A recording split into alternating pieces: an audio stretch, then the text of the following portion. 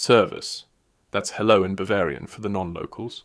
This is your local Garden-Staudinger from Munich back again. I'm in Germany, so all my timings are for the Northern Hemisphere. If you're gardening down south, just flip the calendar by about 6 months. Today we're talking about plants you only plant once in your life, and then never again. There are certain species that look dreamy in the catalogue. They sound exotic, rare, adventurous. And once they're standing in your garden, you realize pretty quickly, I seem to be the adventure. Over the years, I've tried out many a plant, including exotics and rarities. Some were genuine surprises, others, well, more like monuments to a mistake. So lean back, because here are 7 plants that cost me time, space, and sanity, so you can do better. 1. Flying dragon, the spiky orange. The name alone sounds like a fairy tale. Flying dragon, Poncirus trifoliata. A citrus fruit that even survives frost. I thought, perfect. The first orange that'll make it through the Munich winter. And sure enough, it grows. The shoots are bizarrely twisted, the leaves are delicate, and in autumn, little bright fruits hang from it, a dream in yellow. But then come the thorns. And not just any thorns, we're talking actual lances. Long, hard, and dangerous. Grab it once and you'll learn to swear in 3 languages. And the taste? Well, imagine biting into a lemon that's been pickled in vinegar for 3 years. Sour, bitter, full of seeds. Even the snails politely declined.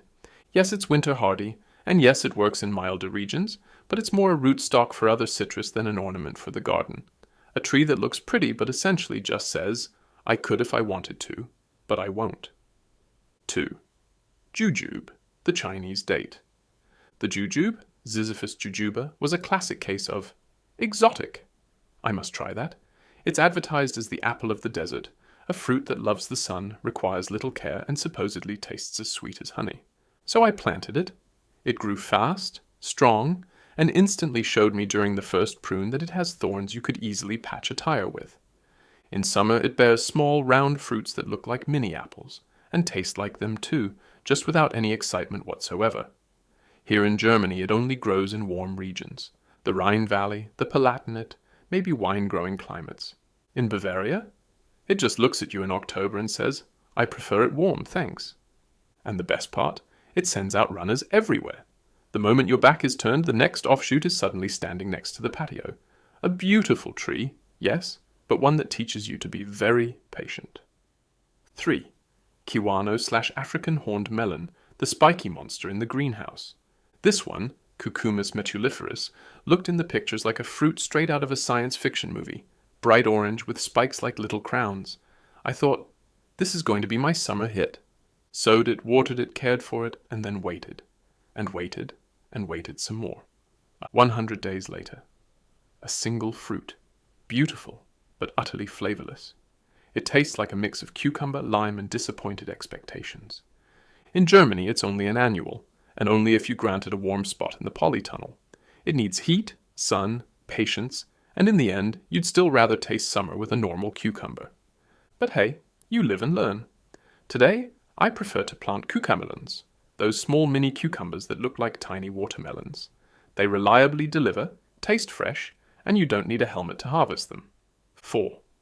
Autumn olive, fast, strong, and completely delusional about its size. At first, I was enthusiastic about the autumn olive, Elaeagnus umbellata, a plant that produces its own fertilizer, a nitrogen fixer. It sounded like the future. And yes, it grows and grows and grows. Eventually, I didn't have an autumn olive anymore. I was the autumn olive. It shoots out in all directions, roots, sprouts, and just when you think you've got it under control, it quietly laughs and sends 10 new shoots up from the ground. It feels perfectly at home in Germany, so much so that it's now considered invasive. The fruits? Small silvery berries, pretty, but their taste is somewhere between apple tree bark and sour slow mush. A tip from experience, if you want something robust that really stays, go for cornelian cherry, Cornus mas, or serviceberry, Amelanchier. They are loyal, steadfast, and bring joy every year, without trying to occupy the entire garden. 5. Aronia, beautiful, healthy, and chalky tough. Aronia, Aronia melanocarpa, is the prime example of superfood marketing. Photos of shiny berries full of antioxidants, so healthy you feel fitter just by looking at them. And yes, it grows wonderfully in Germany. Easy to care for, winter hardy with stunning red autumn foliage, but God help you if you bite into one. These berries suck all the moisture out of your mouth as if someone had put your tongue to sandpaper. I tried them, raw, cooked, dried.